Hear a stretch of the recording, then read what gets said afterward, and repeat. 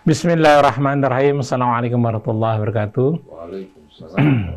Allahumma sholli ala Sayyidina Muhammad wa Sayyidina Muhammad. Alhamdulillah, pendengar Radio Surat Rahim dimanapun Anda berada, kita jumpa lagi dalam acara renungan di bawah naungan Al-Quran di seputar masalah umat. Ya. Nanti akan dijawab oleh Ustaz Husein dan Ustaz Hamzah masalah-masalah yang muncul di masyarakat. Oke, di sini juga ada Rafael, Kevin, ada Cheng Ho Nesta. Alhamdulillah sudah hadir di studio. Juga Atep Setiabudi dan juga Algi dan tentu saja Ustadz Isa Al-Kaf. Salam Ustadz Husein, Ustadz Hamzah, Ustadz Isa. Baik, kita mulai acara ini dengan membaca Al-Fatihah. A'udzu billahi minasy syaithanir rajim. Bismillahirrahmanirrahim.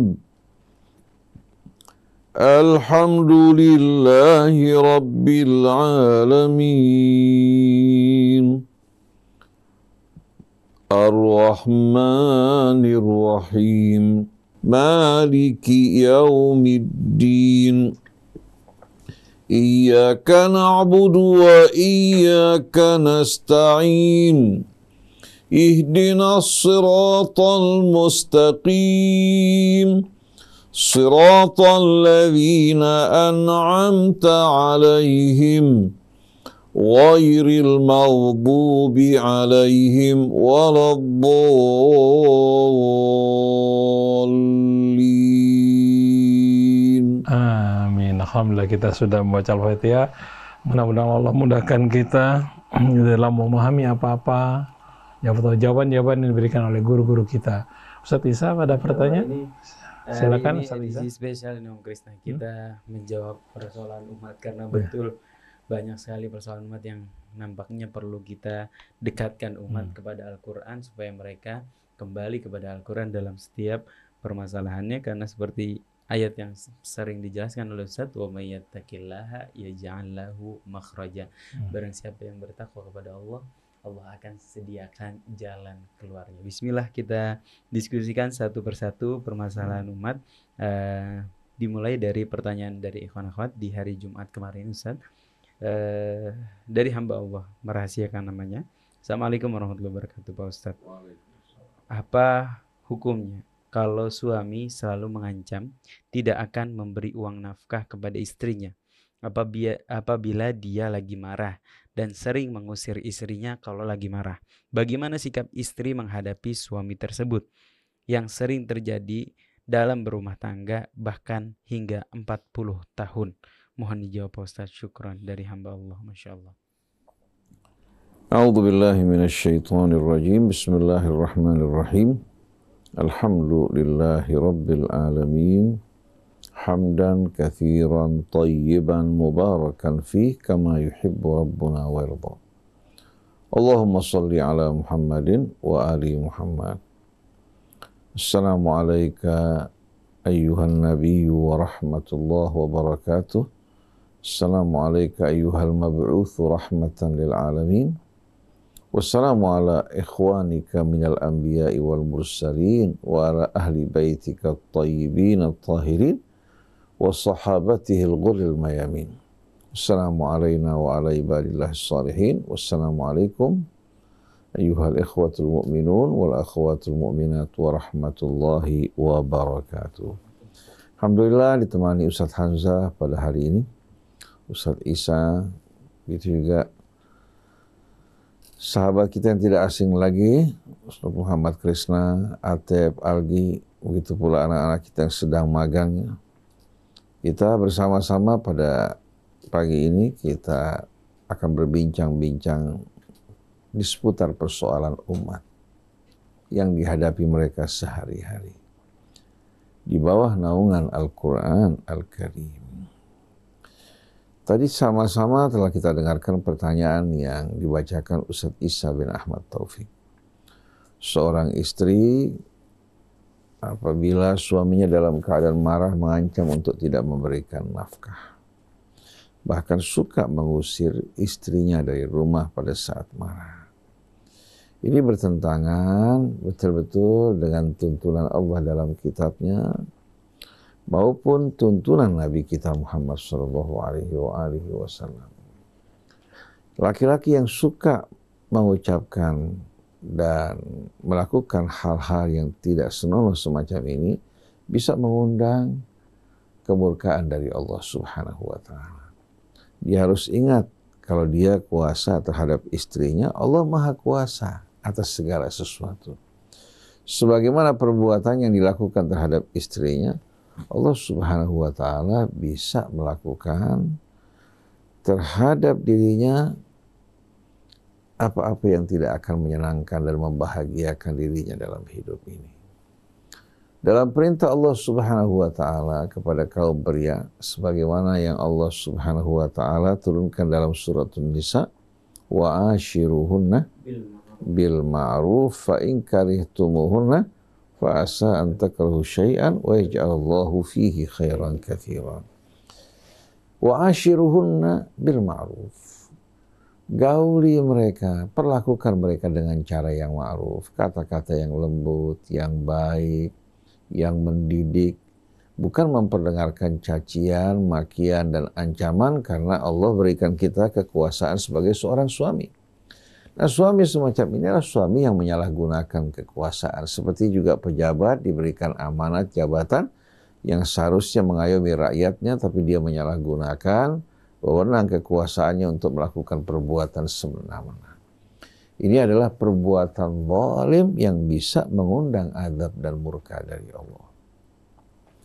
Tapi gauli mereka dengan cara yang ma'ruf, sebagaimana seharusnya seorang suami yang baik, yang saleh, yang beriman kepada Allah dan hari akhirat, dalam memperlakukan istrinya yang merupakan pasangan hidup yang Allah pasangkan, yang merupakan belahan jiwanya.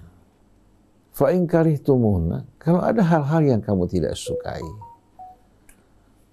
fa asa an takrahu syai'an wa yaj'alallahu fihi khairan katsiran. Kamu tidak menyukai sesuatu pada pasangan kamu, tanpa kamu sadari di sana terdapat kebaikan yang banyak yang Allah Subhanahu wa taala sediakan.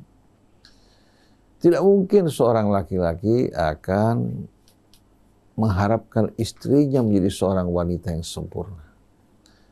Sebagaimana juga kalau dia mau betul-betul bercermin, dia mengetahui bahwa dirinya juga tidak sempurna. Tapi dengan masing-masing berusaha untuk menutupi kekurangan dan kesempurnaan masing-masing disatukan akan melahirkan betul-betul apa?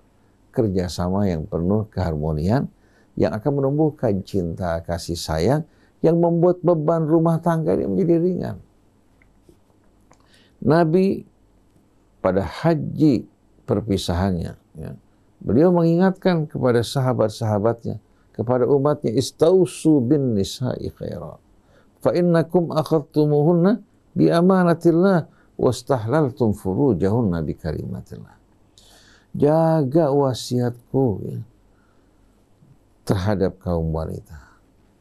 Jaga wasiatku, ya, terhadap kaum wanita, perlakukan mereka dengan baik dan mulia karena kalian mengambil mereka bi amanatillah, sebagai amanat dari Allah. Bagaimana seharusnya kita menjaga amanat Allah? Ini bukan barang yang kita beli dengan mahar. Bukan juga merupakan budak yang dikuasakan kita atas dirinya. Tapi ini merupakan amanat Allah. Wastahlaltum furujahunna bi kalimatillah. Dan kalian dihalalkan untuk menggauli mereka dengan kalimat Allah. Dengan ijab kabul yang disaksikan oleh Allah dan kita semua. Mulai saat itu si laki-laki dibolehkan menggauli istrinya. Oleh karena itu Rasulullah SAW mengatakan, ma akramahunna illa karim wa ma ahanahunna illa laim. Tidak ada yang memuliakan kaum wanita kecuali orang yang mulia, tidak menghina merendahkan mereka kecuali orang-orang yang hina. Adapun berkaitan dengan nafkah, baik dia marah, baik dia senang, kewajiban nafkah itu menjadi tanggung jawab suami untuk memberikan nafkah kepada istrinya. Menjadi tanggung jawab suami untuk memberikan nafkah pada istrinya, baik pada saat dia senang, pada saat dia marah pada istrinya, karena ada hal-hal yang tidak menyenangkan, selagi bukan perbuatan-perbuatan yang melampaui batas, sebagai seorang suami, tidak putus kewajiban memberikan nafkah atas istrinya karena dia tidak senang atau sedang marah pada istrinya. Sedangkan mengusir istri, jangankan pada masa-masa belum terjadi perceraian. Pada saat bercerai pun Allah melarang seorang laki-laki mengusir istrinya yang diceraikan dari rumah sampai menghabisi masa iddahnya. Oleh karena itu jangan gampang-gampang laki-laki mengucapkan kata-kata cerai atau gampang-gampang mengancam istrinya. Seharusnya dia ingat bahwa apa yang bisa dikeluarkan dari mulutnya dalam bentuk ancaman, Allah kuasa untuk menghukum dirinya atas kezaliman yang dilakukan pada istri. Maka jawaban saya, ittaqillah fi zaujik, bertakwalah kamu kepada Allah dalam pasangan kamu. Baik laki terhadap istrinya maupun istri terhadap suaminya. Dan ingat, dalam khutbah nikah yang disampaikan Rasulullah SAW, ketika menyampaikan khutbah nikahnya, beliau membacakan firman Allah, ya ayyuhalladzina amanu taqullaha wa qulu qawlan sadida. Wahai orang yang beriman, bertakwalah kepada Allah dan ucapkan kata-kata yang bisa merapatkan hati. Kata sadid diambil dari sadda yasuddu saddan yang artinya apa? Menutup. Suddul bab, tutup pintu. Sad artinya dam. Jadi gunakan kata-kata yang bisa mengubah kebencian menjadi kecintaan, yang renggang menjadi rapat, yang jauh menjadi dekat. Itu qaulan sadida. Jadi walaupun yang disampaikan kebenaran, disampaikan dengan ucapan-ucapan yang lembut yang bisa membuat hati yang tadinya sedang marah reda. Yang tadinya jauh menjadi dekat, yang renggang menjadi rapat dengan kita semua. Sebagai balasannya, yaghfir lakum dzunubakum. Allah akan ampuni dosa-dosa kalian. Ittaqullaha wa qulu qawlan sadida. Yang pertama hadiah yang Allah janjikan, yuslih lakum a'malakum. Amal usaha kalian yang rusak Allah akan perbaiki. Kemudian wa yaghfir lakum dzunubakum, dan Allah akan ampuni dosa-dosa kalian. Wa man yuti'illaha wa rasulahu faqad faza fawzan 'azima. Allah akan ampuni dosa kalian, dan barang siapa yang mentaati Allah dan Rasulnya, dia akan meraih keberuntungan, kesuksesan yang amat besar. Apa yang saya sampaikan ini, coba ibu perdengarkan pada suami. Tapi ibu juga mesti ingat, ibu juga jangan suka mancing-mancing kemarahan suami. Kalau suami sedang marah, sedang naik pitam, sedang sumpek datang dari luar, ibu usahakan untuk berdiam, menenangkan hati suami. Baru selesai ibu tanya, ada apa tadi kamu? Kok marah-marah? Mungkin saya bisa meringankan kemarahan kamu. Bukan sedang pulang dalam keadaan sumpah atau dia marah, ibu menjawab, akhirnya gayung bersambut. Dari mulut pindah ke tangan. Betul tidak? Ini merupakan hal yang tidak sama sekali menyenangkan. Wallahu a'lam. Ada pertanyaan lagi? Pak Cacat yang Pak Ustadz Hamzah mau menambahkan, silakan Pak Ustadz Hamzah. Bismillahirrahmanirrahim. Alhamdulillahirabbil alamin. Allahumma shalli wa sallim ala sayyidina Muhammadin wa ala sayyidina Muhammad. Persoalan rumah tangga ini sangat-sangat penting, sangat-sangat krusial sebenarnya untuk diterangkan yang berpedoman kepada Al-Qur'anul Karim. Ya, karena banyak di antara pasangan yang muslim dan muslimah itu tidak memahami bagaimana tuntunan Al-Quran di dalam masalah keluarga ini. Seperti tadi misalnya bagaimana suami marah-marah kemudian keluar kata-kata misalnya saya ceraikan kamu, atau saya tidak akan berikan nafkah kepada kamu dan sebagainya. Banyak kalau kita lihat dari pemahaman yang difahami oleh banyak orang, oh kok itu udah jatuh cerai itu, dengan ucapan-ucapan dari suaminya. Terus dia berarti sudah berkali-kali berzina seperti itu. Ini adalah hal-hal yang sebenarnya tidak seperti itu apa yang diterangkan oleh Allah Subhanahu wa taala dalam Al-Qur'an. Bagaimana hubungan baik antara suami istri. Allah Subhanahu wa taala terangkan bagaimana adanya kecintaan di antara mereka. Bagaimana kemudian hubungan timbal balik. Ya walahunna mithlul ladzi 'alaihinna bil ma'ruf mereka memiliki hak, mereka juga para istri memiliki hak, mereka juga memiliki kewajiban. Begitu juga suami. Suami memiliki hak dan juga memiliki kewajiban. Tapi tetap di dalam keluarga itu yang menjadi kepala rumah tangga adalah para suami. Walir rijali alaihinna darajah. Allah angkat suami itu memiliki derajat yang lebih tinggi di dalam keluarga tersebut, ya, karena suami sebagai kepala rumah tangganya. Ini hubungan timbal balik antara suami dan istri yang diterangkan dalam Al-Quran begitu indahnya. Tidak seperti yang dibayangkan atau sering dikemukakan oleh para penceramah ketika memberikan nasihat perkawinan, suka dibilang hati-hati, jangan sembarangan ngucapin ucapan cerai, nanti jatuh talak seperti itu. Langsung jatuh talak, akhirnya nanti kamu berzina. Ini adalah tidak seperti apa yang diterangkan dalam Al-Quranul Karim. Talak itu nggak gampang. Ya, perceraiannya aja kita pernikahan itu begitu rumit terkadang kita itu mempersiapkan macam-macam. Masa apa yang diikat oleh Allah Subhanahu wa taala? Yang Allah katakan wa akhadna minkum mitsaqan ghalidha. Mereka telah mengambil dari kalian suatu perjanjian yang sangat kuat. Kok gampang saja dipisahkan seperti itu dengan ucapan yang kadang-kadang suaminya lagi marah, ya, dibilang saya ceraikan kamu, ya, atau balik saja kamu ke rumah orang tuamu, lalu dianggap itu sebagai cerai. Ya, ada tata caranya.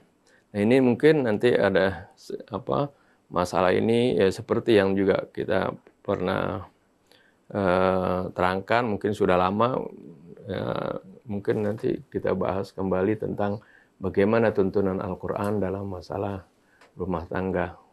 Wallahu a'lam. Terima kasih Tanda. Ada Pertanyaan oleh Pak Ustaz. iya. Oh, boleh. Silakan. Perlu dijelaskan lagi nggak ya?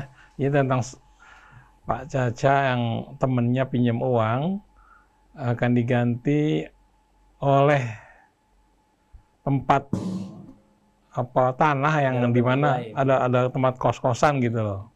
Dia menggadaikan tanahnya yang berisikan sebanyak 6 peta kos-kosan. Dan itu diserahkan manfaatnya kepada yang memberikan pinjaman uang sampai dia melunasi hutangnya.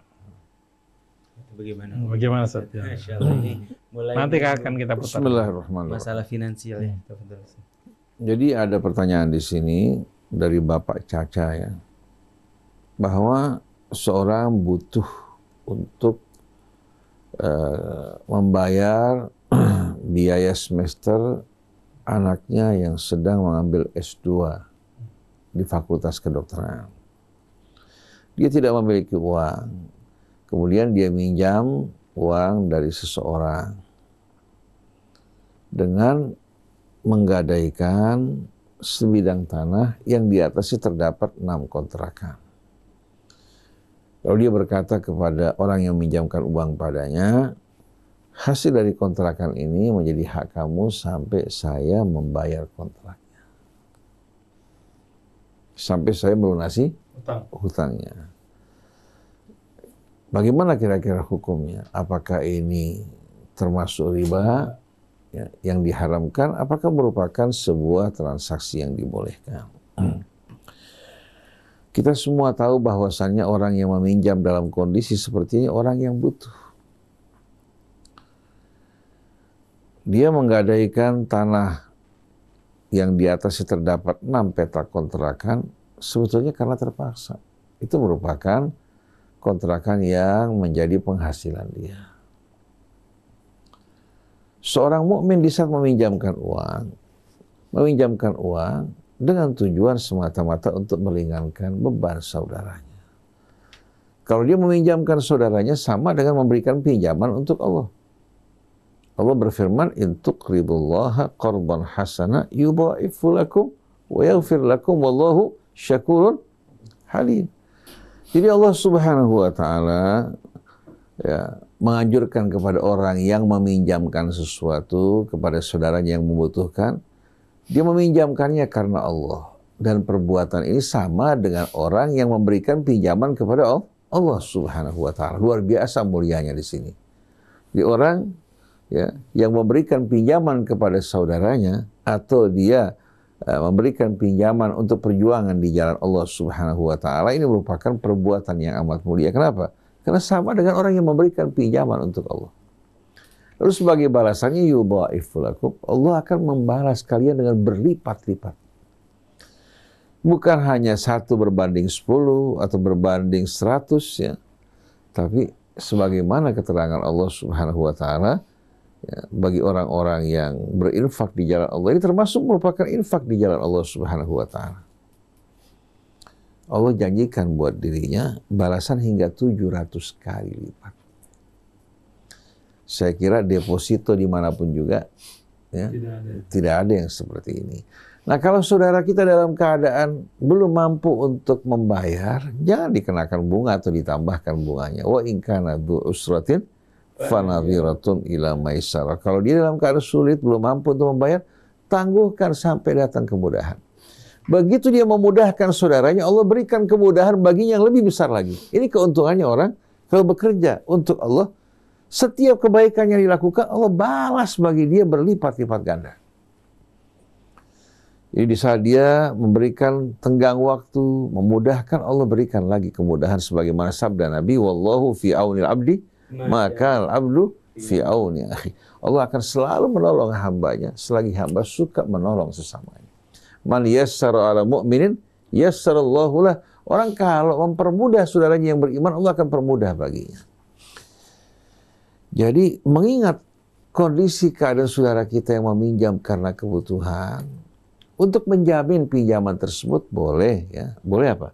Boleh katakan surat tanahnya dijadikan sebagai apa? Sebagai jaminan, sebagai rihanun maqbudah. Kalau kita tidak saling mengenal atau kurang yakin, tapi berkaitan dengan hasil kontrakan tersebut ya, biar tetap menjadi hak pemilik tanah. Bisa dijadikan sebagai apa? Cicilan untuk pembayaran hutang. Tapi kalau kita ambil hasilnya, ini akan bertambah menjadi beban yang berat buat dirinya. Akhirnya membuat diri tidak mampu untuk membayar hutang. Jadi sebaiknya buat saudara kita yang memberikan pinjaman semacam ini, jangan mengharapkan keuntungan dari pinjaman yang dipinjamkan, tapi harapkan balasan yang datang dari Allah yang berlipat-lipat ganda, ditambah lagi juga ampunan dan rahmat dari yang maha pengasih lagi maha penyayang untuk seorang yang berbuat kebaikan untuk saudaranya.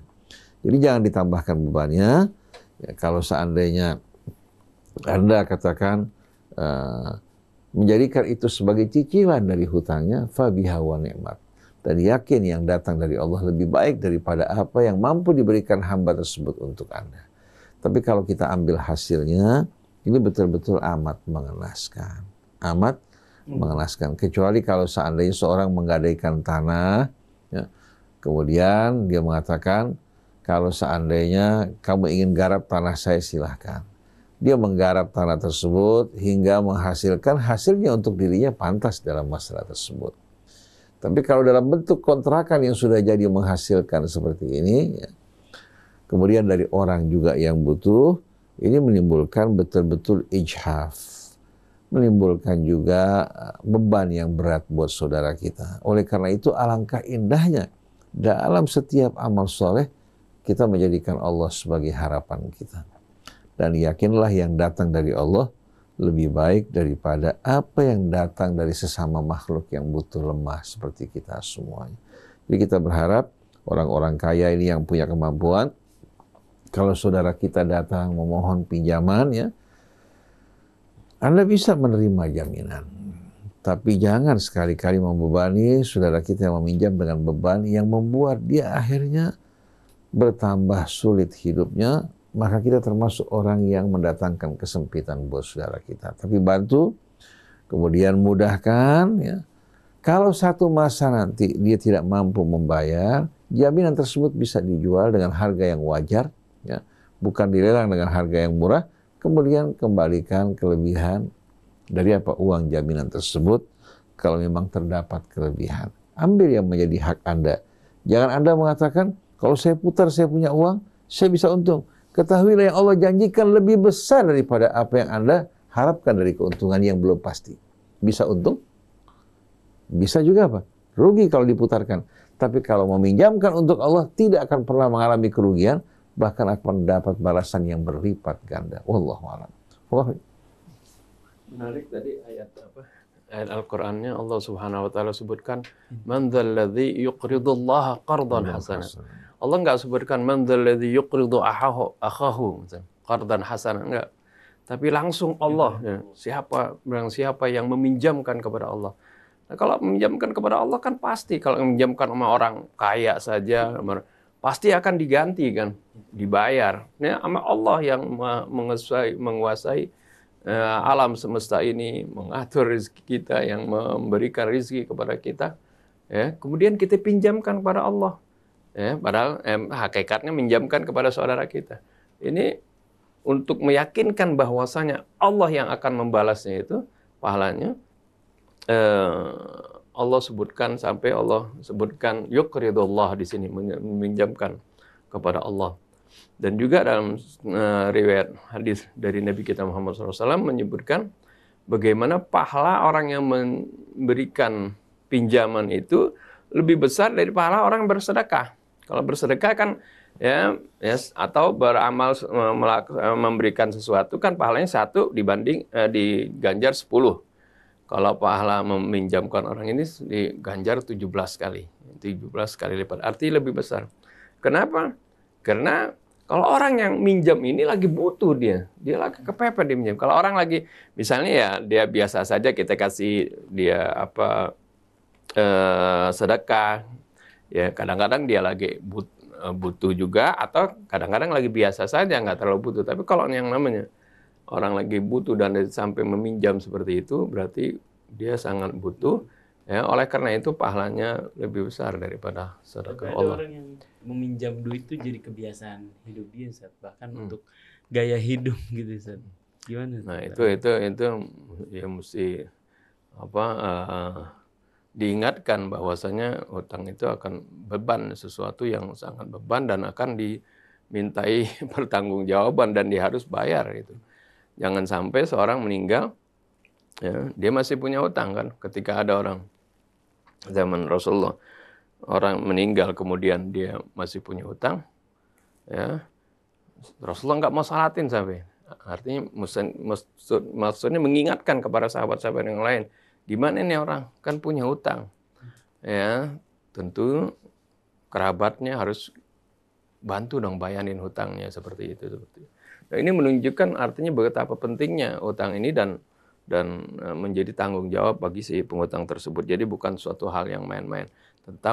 Sebab ini berbicara tentang hak sesama manusia yang harus dituntaskan. Dan juga kalau orang yang meminjam untuk gaya hidup, maka kita berhak untuk tidak memberikan pinjaman. Iya. Bukan karena kikir, tapi akan menjerumuskan dia lebih dalam lagi. Tapi kalau dia butuh pinjaman untuk pendidikan sekolah, untuk kebutuhan makan minum keluarganya, ya, untuk menghadapi kondisi-kondisi keadaan yang sulit, itu merupakan amal kebaikan yang luar biasa. Saya kenal satu orang, ini kisah yang cukup menarik, antara Muslim dan non-Muslim. Kenal satu orang, kebetulan dia bersahabat, berbisnis bareng-bareng. Artinya ini punya toko yang Cina, non-Muslim, yang ini sebagai seorang juga pengusaha, suka mensuplai barang. Subhanallah, satu kali temannya yang keturunan Tionghoa ini kebakaran tokonya. Kebetulan teman yang Muslim datang melihat kondisi rumahnya yang kebakar, tokonya yang terbakar, dia mengatakan kamu tidak perlu khawatir. Langsung diberikan bantuan untuk kembali memperbaiki tokonya dan juga untuk menghidupkan perdagangan. Hingga orang ini merasakan betul-betul pada masa sulit, ya, bukan orang datang untuk malah menambah beban buat dirinya, menawar tokonya dengan harga murah, malah memberikan bantuan. Itu berjalan dalam waktu yang cukup lama. Kerjasama. Ini Muslim, itu non-Muslim. Mereka saling menguntungkan. Ada masa-masa jaya, ada masa-masa lemah. Sebaliknya, kejadian. Seorang Muslim punya usaha ternak kambing. yang biasa dijual untuk dipotong. Tahu datang hujan besar dan banjir membuat akhirnya kandang-kandangnya hancur, begitu pula kambing-kambingnya rusak. Hingga mengalami kerugian yang berat. Banyak orang datang memberikan hiburan kepadanya, tapi yang menawarkan bantuan untuk ganti rugi nggak ada. Datang seorang temannya non-muslim, keturunan Tionghoa juga. Dia bertanya, berapa kerugian kamu? Sekian. Langsung dibukakan cek, kamu kembali usaha lagi. Nanti pelan-pelan kalau ada uang kamu bayar. Kalau nggak ada, kamu nggak usah bayar. Jadi kalau kita lihat, hidup ini baru terasa indah kalau ada cinta, ada kebersamaan. Walaupun kita kaya, tapi tidak ada kecintaan di antara kita, tidak ada kerjasama, tidak ada sama sekali hubungan yang hangat mesra, semua kehidupan akan berubah menjadi gersang. Akhirnya yang ada apa? Kehidupan yang materialistis, semua diukur dengan materi. Dulu orang tinggal di kampung-kampung, kebersamaannya luar biasa. Begitu kampung berubah menjadi kota, subhanallah, seseorang tidak lagi bertegur sapa dengan tetangganya. Sampai sudah mati berhari-hari, yang ini tidak tahu di sebelahnya. Coba bayangkan. Jadi, dari apa yang Allah tadi sebutkan, man dzalladzi yuqridullaha qardan hasana in tuqridullaha qardan hasana, ayat ini mencakup makna yang luas. Di samping kita memberikan pinjaman pada saudara kita, atau kita infakkan harta kita dalam perjuangan di jalan Allah juga, itu merupakan bahagian dari pinjaman untuk Allah. Bukan Allah subhanahu wa ta'ala tidak mampu untuk membantu hambanya, tapi Allah ingin menguji bagaimana sikap dermawan kita. Allah berikan rezeki buat kita, lalu bagaimana sikap kita dalam menghadapi orang-orang yang membutuhkan. Jadi jangan kita lupa diri pada saat kita kuat. Allah kuasa untuk membuat apa? Harta kita sekejap berakhir karena kesombongan kita.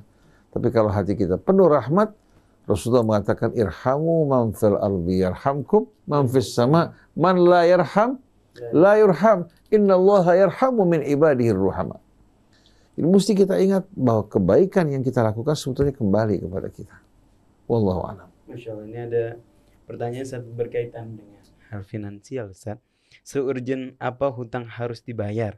Kami ada rezeki untuk menikahkan anak, tapi di sisi lain hutang kami juga masih banyak, Ustaz. Mana yang harus diprioritaskan?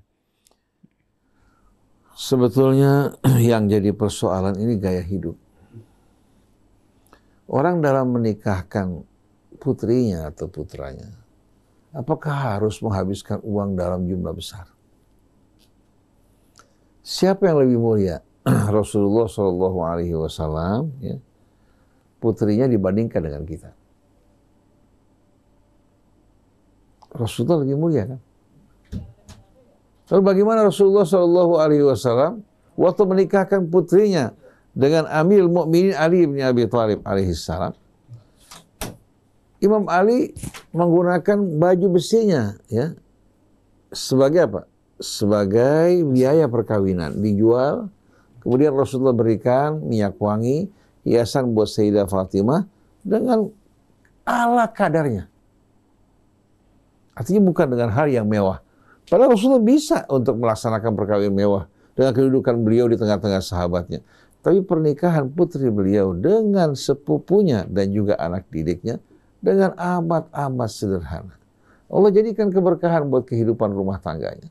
Nah sekarang ini yang jadi beban perkawinan adalah hal-hal yang tidak perlu malah menjadi beban buat kita. Jadi sebaiknya saudara menikahkan anak dengan cara yang tidak berlebih-lebihan, sebahagiannya gunakan untuk membayar cicilan, bayar hutang. Karena mau nggak mau juga, kalau kita mengadakan acara mewah, yang menghutangkan untuk kita bertanya-tanya. Bikin acara besar-besaran, hutang nggak dibayar. Betul nggak? Jadi hendaknya bersikaplah bijaksana. Ajak kedua belah pihak untuk berpikir secara jernih, daripada uang digunakan untuk perkawinan yang wah, mendingan gunakan untuk modal anak kita kalau tidak ada hutang. Kalau ada hutang, gunakan sebahagiannya untuk membayar hutang, hingga orang yang memberikan pinjaman juga hati mereka merasa apa? Merasa nyaman.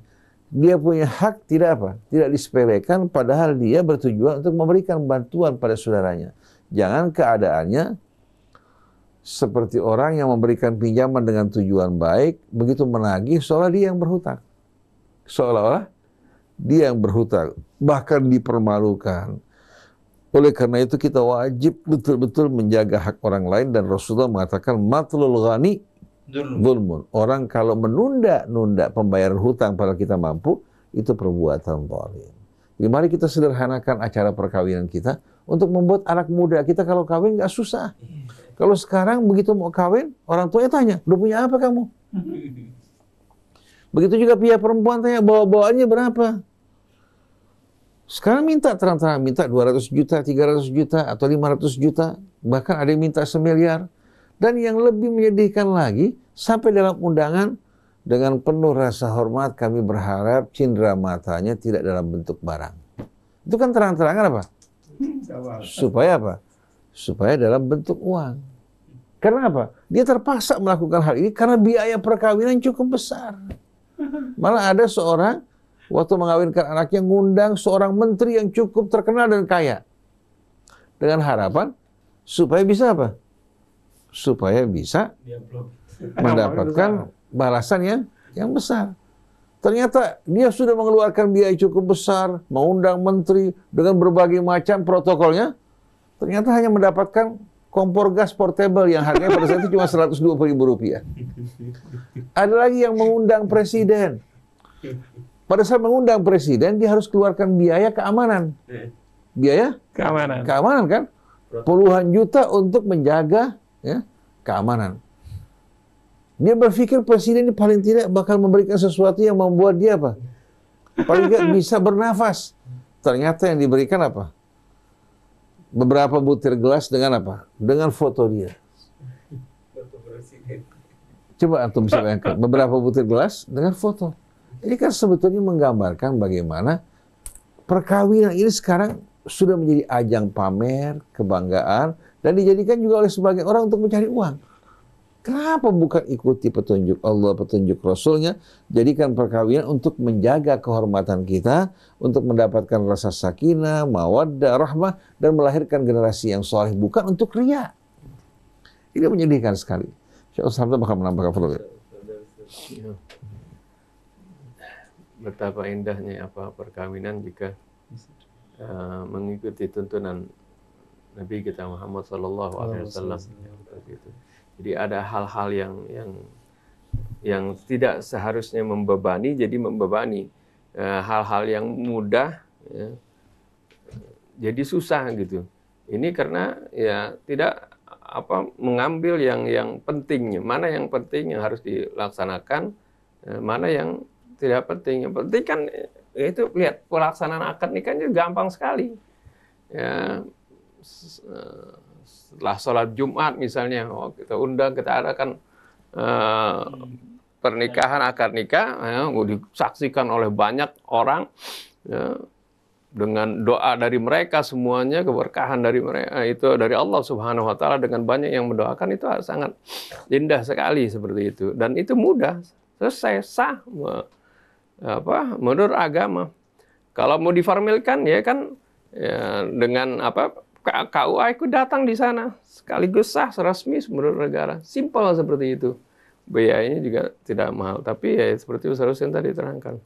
Karena gaya hidup lah, ya, akhirnya membuat susah diri sendiri, keluarga susah, dan juga akhirnya ini terus gaya hidup ini makin ke sana makin meningkat. Kalau dulu mungkin ya, biayanya kecil, tapi makin ke sini makin persaingan akan terus. Namanya setan ingin mempersulit kita gitu. Kalau Allah ingin yuridullahu bikumul yusra wa la yuridu bikumul usra. Allah menghendaki kemudahan buat kalian. Allah nggak menghendaki kesusahan. Tapi sengaja kalau setan bujuk kita supaya kita susah. Ya, akhirnya ntar untuk menikah repot, tapi untuk berzina lebih mudah seperti itu. Lebih mudah. Nah inilah bujukan dan jerat-jerat setan. Allah. Kita tambahkan sebagai penutupnya. Saya waktu zaman sekolah di Al-Azhar, kira-kira tahun 80-an, kita sholat di satu masjid di tempat wilayah yang namanya Abbasiyah. Masjid cukup besar yang hadir ribuan orang yang sholat pada saat tersebut. Lalu sang imam mengatakan, Syekh Hafidh Abu Salamah, sehabis sholat Jumat kita akan menikahkan beberapa pasang pengantin. Beberapa pasang pengantin. Khutbah Jumat selesai, langsung Syekh Hafidz Abu Salamah memimpin upacara pernikahan. Setelah sholat Jumat. Dia menyampaikan khutbah nikah untuk semuanya, nasihat yang baik. Setelah itu satu persatu dipanggil. Di samping walinya. Dinikahkan satu persatu. Selesai, ribuan orang yang hadir, yang datang untuk melakukan sholat Jumat dengan niat yang tulus, tanpa harus menyebarkan undangan, tanpa harus mengeluarkan biaya bahkan. Bersama-sama mendoakan pasangan pengantin tersebut. Setelah itu pasangan-pasangan pengantin pulang ke rumah masing-masing. Mereka mengadakan acara di tetangga sama keluarga dekat diundang, tidak menggunakan hiasan yang bermacam-macam. Besok pagi masing-masing sudah bekerja. Masing-masing sudah apa? Menjalankan tugasnya tanpa hal yang berlebih-lebihan. Ini kalangan-kalangan orang-orang yang betul-betul menjaga agama. Adapun kalangan-kalangan yang bermewah-mewahan yang nggak seperti ini di Mesir.